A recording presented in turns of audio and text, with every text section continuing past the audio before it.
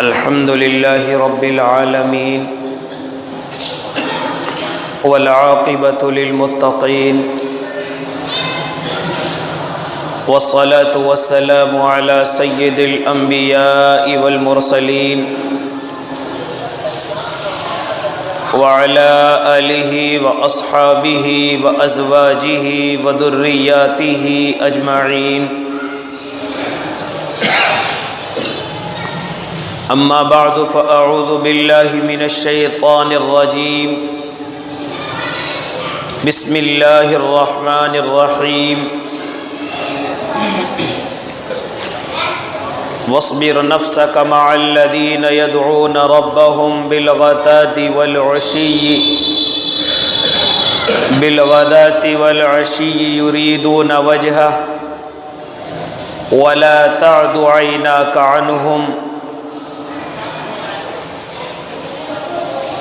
صدق الله العظيم وصدق رسوله النبي الكريم ونحن على ذلك من الشاهدين والشاكرين والحمد لله رب العالمين. مؤقر علماء کرام، معزز سامعین اعظام، عزیز دینی بھائیوں، بزرگوں، معزز نوجوانوں اور معصوم بچوں اور اپنے گھروں میں سماعت فرمانے والی مائیں اور بہنوں،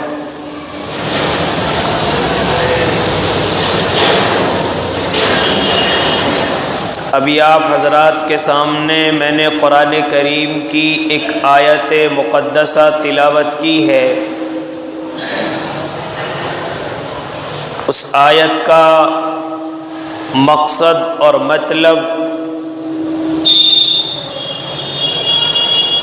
ان انسانوں کے لیے ہے کہ جو اس دنیا کا کچھ حصہ مل جانے کے بعد اپنے آپ کو بڑا سمجھنے لگتے ہیں اور دوسروں کو اپنے سے چھوٹا سمجھتے ہیں.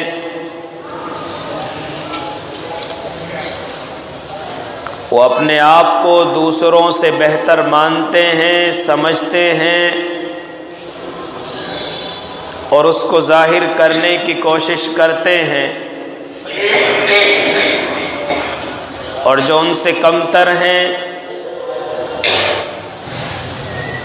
جن کو غریب کہا جاتا ہے، مسکین کہا جاتا ہے، جو کپڑوں کے اعتبار سے، گھر کے اعتبار سے، کاروبار کے اعتبار سے بڑے مالدار نظر تو نہیں آتے، اسی لیے ان لوگوں کو حقیر سمجھا جاتا ہے. اپنی نظروں میں ان کو کوئی قدر نہیں دی جاتی. یہ تو غریب آدمی ہے. اسی کی وجہ سے یہ آیت تلاوت کی گئی ہے. اور یہ آیت خود میرے اور آپ کے آقا محمد عربی صلی اللہ علیہ وسلم کو ارشاد فرمائی گئی ہے کہ اے نبی جی، آپ اپنے آپ کو روکے رکھیے ایسے لوگوں کے ساتھ جو اللہ کو راضی کرنے کے لیے عبادت کرتے ہیں، اللہ کو یاد کرتے ہیں، اور ان کا عبادت کرنے کا مقصد صرف اور صرف اللہ کو راضی کرنا ہے. وہ اللہ کی رضا جوئی کے لیے اپنے رب کو پکارتے ہیں. کہیں آپ کی آنکھیں تجاوز نہ کر جائیں، اس دنیا کی رونق کو دیکھ کر مطلب یہ کہ کہیں اس دنیا کی رونق میں آپ ان لوگوں کو نہ بھول جائیں جو غریب ہیں، جو کمزور ہیں، اور آپ دنیا کے مالداروں کی قدر کرنے لگے۔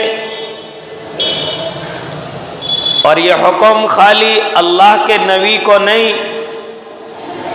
بلکہ پوری دنیا کے انسانوں کو یہ حکم دیا گیا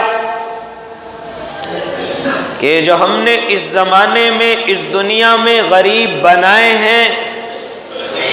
یہ ہماری مصلحت ہے۔ ہم اگر دنیا کے تمام لوگوں کو زمین سے آسمان تک بھی بھر بھر کر کے دے دیں تب بھی ہمارے خزانوں میں کوئی کمی آنے والی نہیں ہے، لیکن ہم نے کسی کو غریب بنایا، کسی کو امیر بنایا، یہ ہماری مصلحت ہے۔ اور ہم ہی جانتے ہیں، لیکن تم لوگ امیر ہونے کے بعد اپنے آپ کو بڑا نہ سمجھیو، کچھ ملنے کے بعد تکبر نہ لائیو۔ دنیا میں اگر تمہیں کچھ مل گیا تو اب دوسروں کو بیوقوف اور بیکار نہ سمجھیو، کیونکہ یہ انسان اللہ کی نظروں میں تمام کے تمام برابر ہیں۔ امیر ہے یا غریب ہے اللہ کی نظروں میں برابر ہے، کالا ہے یا گورا ہے اللہ کی نظروں میں برابر ہے، اور اس کا فیصلہ کل قیامت کے میدان میں بھی کیا جائے گا۔ اس لیے بتانے کا مقصد اور سمجھانے کا مقصد اللہ رب العزت کا یہ ہے کہ انسانوں، اگر تمہیں کوئی چیز دوسرے انسانوں سے زیادہ مل جائے تو یہ تکبر کی وجہ نہ بن جائے، یہ بڑائی کی وجہ نہ بن جائے، اور تم دوسرے لوگوں کو اپنی نظروں میں حقیر سمجھنے لگو، نیچا سمجھنے لگو۔ ارے یہ تو غریب ہے، اس کا تو فلاں برادری سے تعلق ہے، تو اس طریقے سے اپنے آپ کو بڑا سمجھنے کی کوشش نہ کرنا۔ اگر تمہیں کچھ دنیا کے اندر دے دیا گیا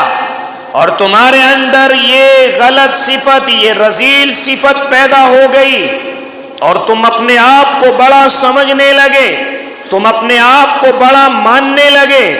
تمہاری گفتار سے نظر آتا ہے، تمہارے چلنے سے نظر آتا ہے،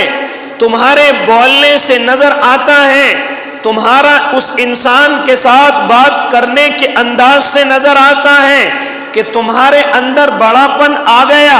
تمہارے اندر بڑائی آ گئی، تو سمجھ لینا قیامت کے میدان میں میرا تمہارا کوئی رشتہ نہیں ہے، میرا کوئی تم سے تعلق نہیں ہے۔ یہ زمین کے جتنے بھی غریب ہیں، یہ زمین پر رہنے والے جتنے مسکین ہیں، اور اس مسکینی میں اور اس غریبی میں اپنے رب کو یاد بھی کرتے ہیں اور اپنی حالت پر وہ صابرین میں سے ہیں، وہ صبر کرتے ہیں کہ جو کچھ ملا ہے اللہ کی طرف سے ملا ہے، نہیں ملا تو اللہ کی مرضی ہے، وہ اس طریقے سے زندگی گزارتے ہیں۔ اے دنیا کے مالداروں، سمجھ لینا جنت میں ہم تم سے انہیں 500 سال پہلے پہنچا دیں گے۔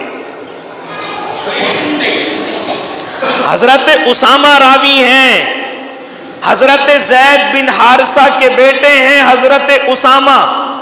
یہ وہی حضرت زید ہیں کہ جو اللہ کے نبی کے منہ بولے بیٹے ہیں، تو حضرت اسامہ اللہ کے نبی کے منہ بولے پوتے ہوئے ہیں۔ حضرت اسامہ رضی اللہ تعالیٰ عنہ ارشاد فرماتے ہیں، فرمایا نبی علیہ الصلاۃ والتسلیم نے کہ جب مجھے جنت کو دکھایا گیا، اب کہاں دکھایا گیا؟ یا تو معراج میں دکھایا ہوگا یا اللہ نے اپنی طاقت سے اپنے نبی کو کشف کرایا ہوگا یا خواب میں دکھایا ہوگا، لیکن بہرحال حضرت اسامہ ارشاد فرما رہے ہیں کہ میں نے اللہ کے نبی سے سنا، اللہ کے نبی ارشاد فرما رہے ہیں کہ مجھے جنت کا مظاہرہ کرایا گیا، جنت जन्नत का मुआयना कराया गया, मैंने जन्नत के दरवाजों पर देखा, मैंने जन्नत के अंदर भी देखा, मैंने जन्नत के अंदर देखा कि जन्नत तो गरीबों से भरी हुई है, मैंने जन्नत को देखा कि जन्नत तो मिस्कीनों से भरी हुई है, और जो इस दुनिया के मालदार हैं वो जन्नत के दरवाजों पर खड़े हुए हैं, वो जन्नत के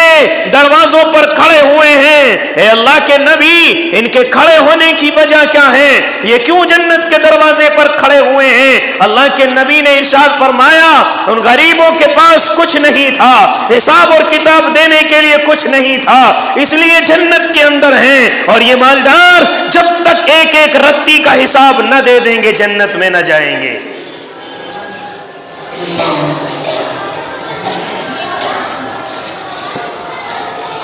जितना मालदार उतना ही लंबा हिसाब और किताब, उतने ही सवाल और जवाब। जन्नत के दरवाजों पर खड़े हुए हैं। ये तो वो लोग हैं कि जिनका जन्नत में जाना तय हो गया, लेकिन मालदार हैं, हिसाब और किताब की वजह से रुके हुए हैं। फरमाया नबी अलैहिस्सलाम ने कि मैंने जहन्नम के अंदर मुतकब्बिरीन को देखा है, कुल्लु उतुल्लिन जवाजिन मुस्तकबिरिन, जिनके अंदर ये तीन सिफतें होंगी, जिन इंसानों के अंदर ये तीन सिफतें पाई जाएंगी, और ये सिफतें रजील सिफतें हैं, ये सिफतें जिन इंसानों के अंदर पाई जाएंगी, मैंने उनको जहन्नम के अंदर देखा है। अल्लाह के नबी, वो सिफतें कौन सी हैं? उतुल्लिन जवाजिन मुस्तकबिरिन, इन तीन सिफतों वाला इंसान जहन्नम के अंदर देखा गया है। वो कौन सी सिफतें हैं? अल्लाह के नबी ने पहला लफ्ज इरशाद फरमाया, उतुल्लिन, कि जो सख्त मिजाज है, जो हमेशा गुस्से में रहता है, जो हर किसी से गुस्से में बात करता है और उसका मिजाज सख्त है, नरम मिजाज नहीं है, हर किसी से गुस्से में बात करता है। उसके सामने उसकी बीवी हो तब भी गुस्सा दिखाता है, उसके सामने बच्चे खड़े हुए हैं तब भी उसका सख्त मिजाज है, कोई मेहमान आ गया तब भी उसके मिजाज में कोई नरमी नहीं है, उलमा की जमात आ जाए या उलमा उसके सामने पहुंचे तब भी उसके मिजाज में कोई कमी नहीं है, सख्त मिजाज है। अपने मिजाज का नरम नहीं है, बल्कि अपने मिजाज में गुस्सा लाता है, खामखा गुस्सा दिखाता है, सख्त मिजाज है, हाँ अकड़ दिखाता है। फरमाया कि जो सख्त मिजाज होगा जहन्नम के अंदर देखा गया है। रब के नबी दूसरा लफ्ज इरशाद फरमाया, जवाजिन, हाँ जो नक चढ़ा है, हमेशा मुंह चढ़ाए रखता है, माथे में सिलवटें रहती हैं, हाँ अपने आप को बड़ा बनने की कोशिश करता है, हमेशा नक चढ़ा रहता है, हमेशा उसके मिजाज में ऐसा लगता है कि जैसे इसको कोई बदबू आ रही है, जिसकी वजह से इसका चेहरा बना हुआ है, वो नक चढ़ा बना रहता है हमेशा। तीसरा लफ्ज इरशाद फरमाया, मुस्तकबिरिन, जो तकब्बुर करने वाला है।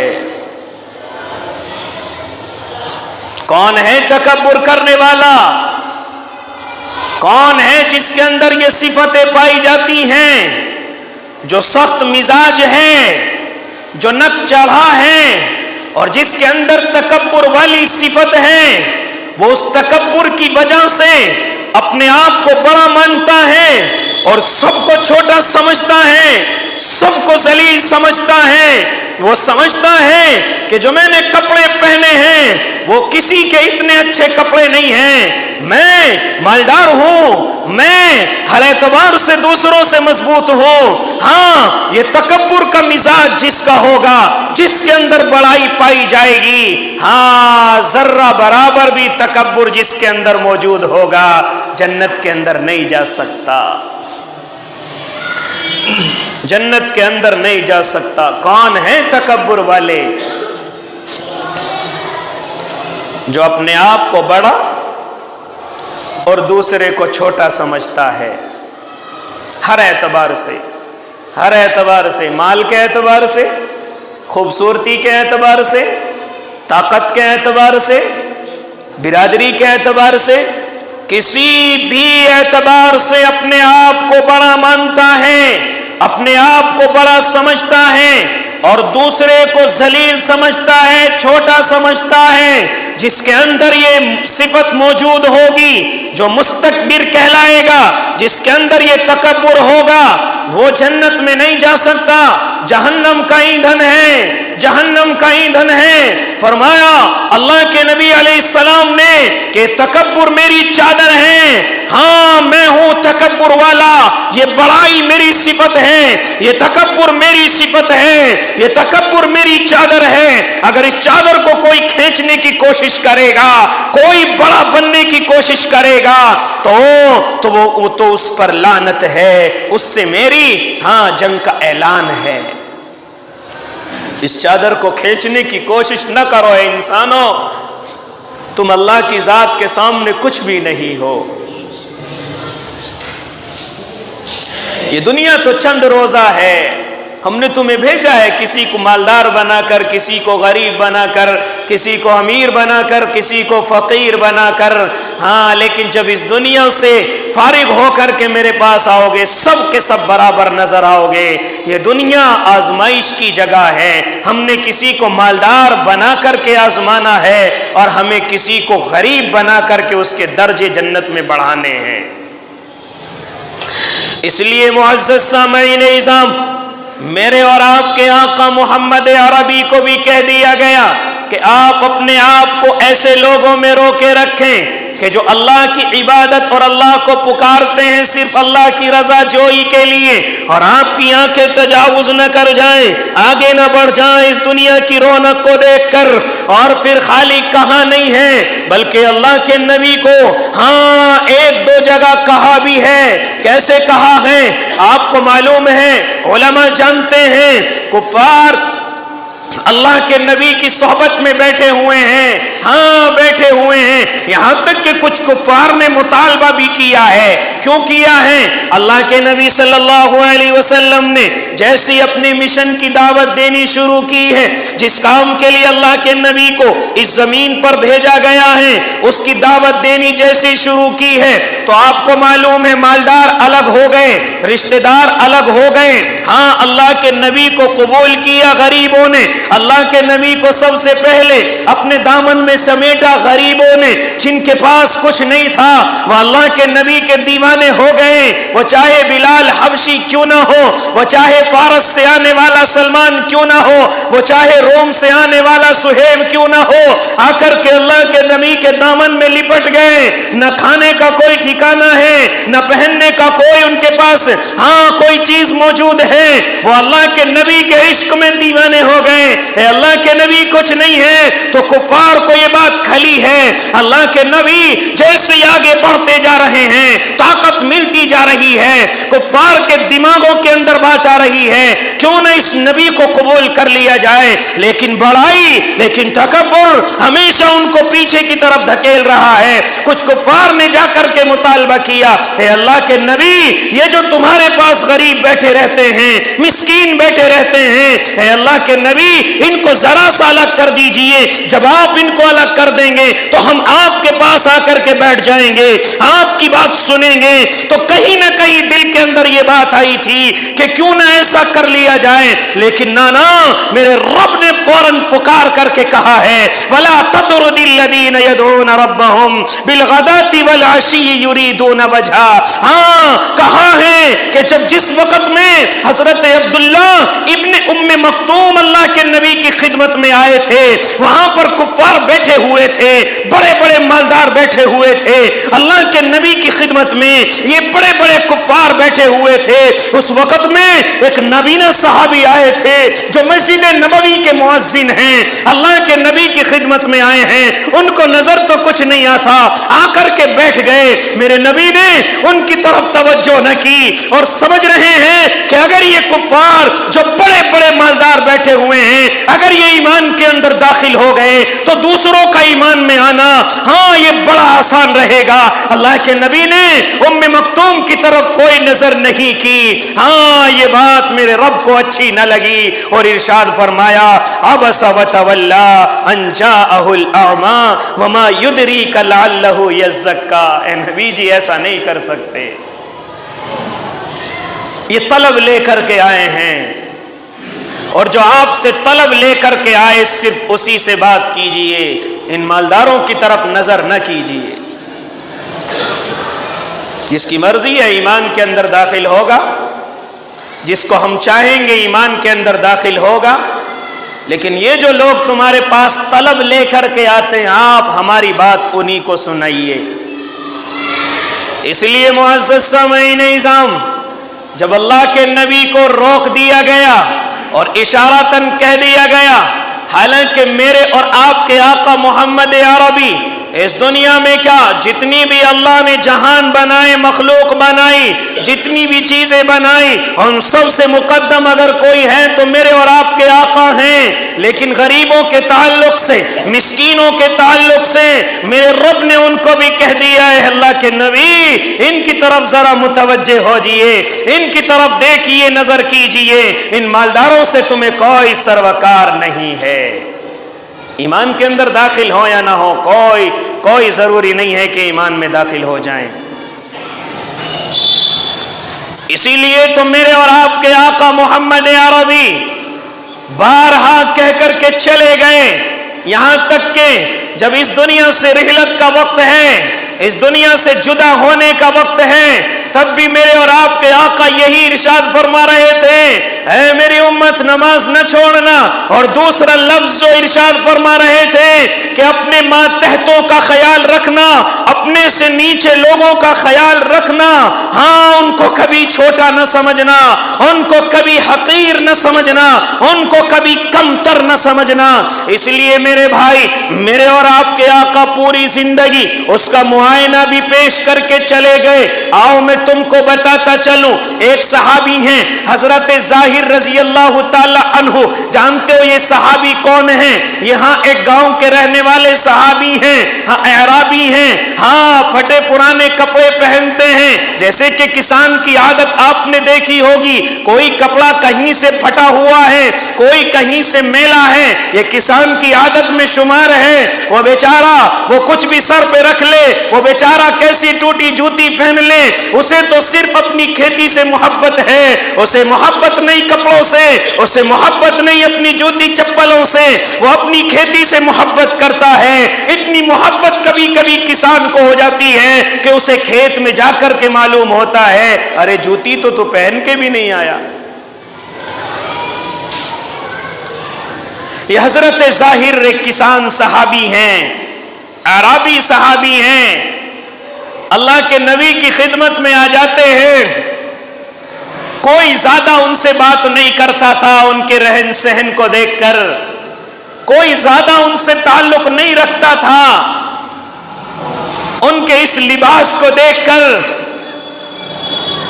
لیکن میرے آقا جب یہ صحابی ان کی خدمت میں آ جاتے تو سب کو چھوڑ کر کے ان سے باتیں کرتے اور مسکراتے رہتے تھے،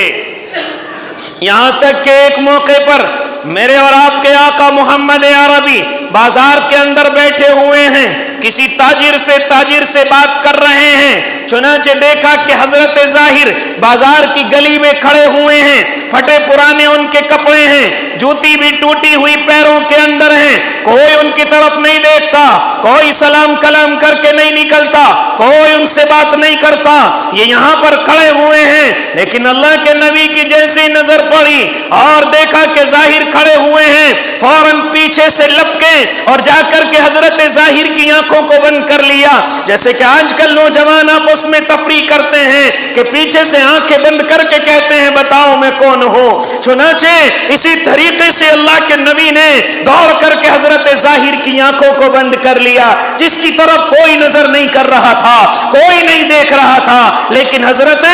محمد عربی جا کر کے ان کی آنکھوں کو بند کرتے ہیں اور آواز لگاتے ہیں، حضرت ظاہر چھڑانے کی کوشش کرتے ہیں، انگلیاں ہٹانے کی کوشش کرتے ہیں، لیکن ہٹا نہیں سکتے، چنانچہ آواز آئی ہے اور اس آنکھیں پکڑنے والے نے ارشاد فرمایا، ہے کوئی میرے اس غلام کو خریدنے والا، ہے कोई मेरे इस गुलाम को खरीदने वाला, क्योंकि बाजार के अंदर खड़े हुए हैं। हजरत जाहिर अब तक अपनी उंगलियां हटानी चाहते थे, अल्लाह के नबी की उंगलियां हटाना चाहते थे, लेकिन देखा अरे ये तो दोनों जहान का सरदार है, ये तो आका मोहम्मद अरबी है, ये तो मेरे आका हैं। चुनाचे फिर कोशिश न की और ऐसे ही खड़े हो गए और पीछे को अल्लाह के नबी से चिपकना शुरू किया है और कहा, ए लड़ले, इस गुलाम की कीमत कौन लगाएगा, इस काले कलोटे की कीमत कौन लगाएगा। मेरे नबी ने कहा, ए जाहिर, इन दुनिया की नजरों में अगर तेरी कीमत कुछ ना हो,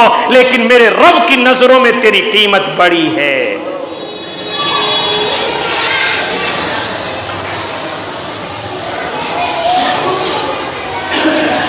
इन दुनिया वालों को भी बताना यही मकसूद था कि बाज इंसान परागंदा हाल नजर आते हैं, फटे पुराने कपड़े उनके नजर आते हैं, वो पेशे से कमजोर नजर आते हैं, वो कारोबार से कमजोर नजर आते हैं, मकान से, बदन से कमजोर नजर आते हैं, लेकिन अल्लाह की नजरों में उनकी इतनी वकात होती है कि अगर वो अल्लाह की तरफ से कसम खा ले कि ये काम होना है तो मेरा रब उस काम को करता है, और अगर वो कसम खा ले कि ये काम नहीं होना है तो मेरा रब उस काम को होने नहीं देता है। हालांकि वो नजर आते हैं कि इनके बाल दुरुस्त नहीं हैं, इनके कपड़े दुरुस्त नहीं हैं, इनके मकान भी इतने मजबूत नहीं हैं, हाँ इनके कारोबार भी इतने मजबूत नहीं है, मजदूरी करते हैं, लेकिन रब की नजरों में उनकी इतनी कीमत होती है कि अगर वो अपने रब के सामने कोई कसम खा लें तो रब उनकी कसम को पूरा कर देता है। इसलिए मेरे भाई, जो मुझे और आपको, इंसान जिनको मैं और आप हल्का समझते हैं अपनी नजरों में, पता नहीं अल्लाह की नजरों में उनका कितना दर्जा है, पता नहीं वो अल्लाह को कितना याद करते हैं, पता नहीं अल्लाह को उनकी कौन सी नेकी ऐसी पसंद है कि जिसकी वजह से अल्लाह उनको कबूल कर रहा है। इसलिए अपनी नजरों में किसी को छोटा समझने की कोशिश न करो, वरना अल्लाह रब्बुल इज्जत हाँ बड़े गुस्से वाले हैं, मखलूक के ताल्लुक से कुछ बर्दाश्त नहीं कर सकते। इसलिए जो सख्त मिजाज वाले अपने मिजाजों को बदलें, जो नक चढ़े अपनी चेहरों को दुरुस्त करें, जो मुतकब्बिर हैं, जो अपने आप को बड़ा मानते हैं, वो अपने आप को छोटा समझना शुरू करें। हाँ, एक बुजुर्ग को देखा गया है पूरी जिंदगी नहीं हंसते, किसी ने मालूम किया अरे क्यों नहीं हंसते, तो बताया कि मालूम नहीं, कैसे हंसूं, मेरा ठिकाना कहाँ है, कैसे हंसूं, अगर मुझे मालूम हो जाए कि हिस्से में जन्नत है तो जरा सा हंस लूं, और अगर मालूम नहीं कि ठिकाना कहाँ है, जहन्नम भी हो सकती है, तो कैसे हंसी आ जाए, कैसे मैं मुस्कुरा लूं, इन चीजों का मुझे मालूम नहीं। बतलाने वाले ने कि जब वो बुजुर्ग, उनकी रूह उनके जिस्म से जुदा हुई है तो चेहरा मुस्कुराया, हाँ इशारा इस तरफ था कि फैसला अल्लाह की तरफ से अच्छा हुआ है, मकाम अल्लाह की तरफ से अच्छा मिला है। इसीलिए तो कहा गया अपनी जबानों को दुरुस्त करो, किसी गरीब को देखकर कुछ भी मत कह डालो, किसी कमजोर को देख कर के कुछ भी मत कह डालो। कोई मजदूर तुम्हारे यहां पर आया, ये न समझो कि मजदूरी कर रहा है, हाँ जाहिर में मजदूर है, लेकिन अल्लाह के यहां उसकी कितनी कदर और कीमत है ये रब जानता है। इसलिए मुअज़्ज़ज़ सामईन इज़्ज़ाम, मैं आपको बतलाता चलूं, अल्लाह के नबी के जमाने में एक बेचारी खातून है, गरीब है, लेकिन मस्जिद नबवी में आकर के झाड़ू लगाया करती है। हाँ, जब भी उसको मौका मिलता वो मस्जिद में आकर के झाड़ू लगाती। आज तो ये चीजें भी खत्म हो गई, आज तो सफाई करेगा तो मुअज्जिन करेगा, अगर सफाई होगी तो सिर्फ और सिर्फ मुअज्जिन के तलबा करेंगे, हमें जरूरत नहीं है। लेकिन जब हम इस्लाम की तारीख का मुताला करते हैं तो बड़े बड़े सरदारों को मस्जिदों की सफाई करते हुए देखा है, बड़े बड़े हुक्मरानों को सफाई करते हुए देखा है कि ये मस्जिद की सफाई, अगर तूने एक भी कूड़ा उठा करके मस्जिद سے باہر پھینک دیا، اللہ رب العزت جنت میں ایک درخت تیرا اسی نام سے لگا دیتے ہیں، لیکن آج تو چٹائی درست کرنے کی ضرورت نہیں ہے، مؤذن کرے گا، صفائی کی ضرورت نہیں ہے، ہاں کچھ کر لیں گے، ہم تو مالدار لوگ ہیں، ہم تو محلے کے بڑے لوگ ہیں، ہم تو مسجد کے ذمہ داروں میں ہیں، ہم تو فلاں ہیں اور فلاں ہیں۔ ارے تیری تو اوقات کیا؟ حضرت عمر ابن خطاب ہر ہفتے مسجد کی صفائی کرنے کے لیے جایا کرتے تھے، ایسے وقت میں کہ جب 22 لاکھ مربع میل کے حکمران ہیں، جب پوری دنیا تھر تھراتی ہے اور کانپتی ہے، لیکن اللہ کا یہ لاڈلا ہر ہفتے مسجد میں جھاڑو لگانے کے لیے جاتا ہے۔ کسی نے روکنے کی کوشش کی تو فرمایا کہ جنت تیار کر رہا ہوں، تجھے میری جنت بنانے میں رکاوٹ نہیں بننا ہے۔ آج تو بے عزتی محسوس کرتے ہیں، ذرا سی چٹائی سیدھی کر لے مسجد کی۔ اللہ کے نبی کے زمانے میں وہ خاتون آتی ہے اور مسجد کی صفائی کرتی ہے، ہاں ان چیزوں میں تو ذلت محسوس کرتے ہیں، لیکن مالداروں کے تلوے چاٹنے میں کوئی ذلت محسوس نہیں، نیتاؤں کے آگے پیچھے گھوم کر کے ان کی چمچہ گیری کرنے میں کوئی ذلت محسوس نہیں، دنیا چاہے کتنا برا کہہ لے اس چیز میں کوئی ذلت محسوس نہیں۔ ہاں ذلت محسوس ہوتی ہے تو مسجد کی صفائی میں، ذلت محسوس ہوتی ہے تو مسجد میں آ کر اس کی دیکھ بھال کرنے میں، ہاں حکم تو بڑے چلاتے ہیں، یہ نہیں ہوا، یہ کیوں نہیں ہوا، ایسے کیوں نہیں ہوا، ایسے ہونا چاہیے تھا۔ او اللہ کے بندے، جس کو تو حکم دے رہا ہے، تجھ جیسے لوگوں سے اگر یہ پوری دنیا بھی بھر جائے تو جس کو تو کہہ رہا ہے اس کے پیر کے دھول کی برابر بھی نہیں ہو سکتے۔ یہ بات آ گئی بیچ میں، لیکن کیا کروں، لوگوں کے مزاج ہیں، سمجھنا چاہیے مجھے اور آپ کو۔ اللہ کے نبی کے زمانے میں ایک خاتون اللہ کے نبی کی مسجد کی صفائی کر کے جاتی ہے، صفائی کرتی ہے، کچھ روز سے اللہ کے نبی کو نظر نہیں آئی، صحابہ اکرام کو بلایا، اے اللہ کے بندوں، ارے وہ جو عورت آتی تھی مسجد کی صفائی کر کے جاتی تھی یا صحن کو صاف کر کے جاتی تھی، وہ عورت نظر نہیں آتی۔ کہا صحابہ نے، یا نبی اللہ، اس عورت کا تو انتقال ہو گیا۔ اللہ کے نبی نے ارشاد فرمایا، ارے انتقال ہو گیا، تم نے نہ بتایا؟ تو صحابہ کے چہروں سے ایسے لگا، ارے وہ تو غریب تھی، وہ تو جھاڑو لگانے والی تھی۔ کبھی کبھی چہروں سے محسوس ہو جاتا ہے کہ انسان کہنا کیا چاہتا ہے۔ اللہ کے نبی نے صحابہ کے چہروں کو دیکھا اور فوراً غصے میں کھڑے ہو گئے اور کہنے لگے، کہاں ہے وہ عورت، کہاں دفنائی گئی ہے وہ عورت؟ چنانچہ اللہ کے نبی کو ہاں قبر کی نشاندہی کر دی گئی۔ اللہ کے نبی پہنچے اور جا کر کے نیت باندھ کر کے ہاں اس کی نماز جنازہ پڑھی ہے تاکہ اس کی قبر میں اللہ روشنی پیدا کر دے۔ حالانکہ نماز پڑھنا ہے نہیں پڑھنا ہے، قبر پر یہ مسائل ہے، اس کی بات الگ ہے، لیکن صرف بتلانا، اس دنیا کو دکھلانا یہ مقصود تھا کہ وہ عورت کوئی کم قیمت والی نہ تھی، اللہ کے نزدیک اس کا بڑا درجہ تھا،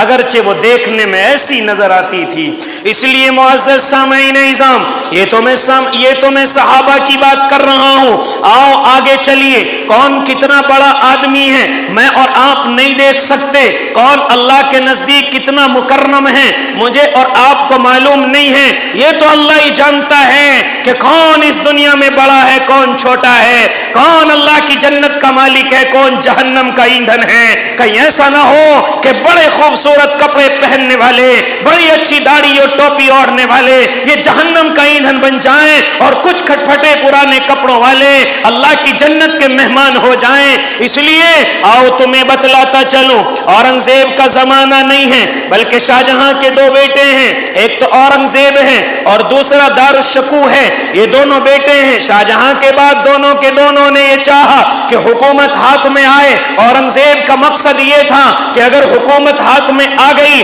تو میں اپنی رعایا کا خیال کروں گا, غریبوں کا خیال کروں گا. اسی کے بالمقابل دوسرا بھائی ہے, دونوں ہی حکومت چاہتے ہیں. بزرگ کے پاس پہنچے, میں مختصر کر رہا ہوں, بزرگ کے پاس پہنچے ہیں اور جا کر کے کہا ہمارے لیے دعا کر دیجئے کہ سلطنت مل جائے, تخت مل جائے. بزرگ کے پاس پہلے دارالشکوہ پہنچے ہیں. ہاں, بزرگ نے اپنے تخت پہ سے اٹھ کر کے کہا آؤ یہاں پر بیٹھ جاؤ, لیکن دارالشکوہ سمجھنے لگا ارے یہ تو ادب کے خلاف ہے. لیکن وہ بھول گیا کہ بڑے جب حکم کر دے تو ادب کو ایک طرف رکھ دو اور ان کا حکم مانو, ان کے حکم ماننے میں ہی بھلائی ہے. اس لیے اس نے ادب سمجھ کر کے ان کی بات نہ مانی اور تخت پر نہ بیٹھا. بزرگ نے کہا چلو ٹھیک ہے دعا کریں گے. اس کے بعد فوراً اورنگزیب رحمت اللہ علیہ آئے اور کہا کہ اے اللہ کے بزرگ ہمارے لیے بھی دعا کرے کہ اللہ تخت دے دے. چنانچہ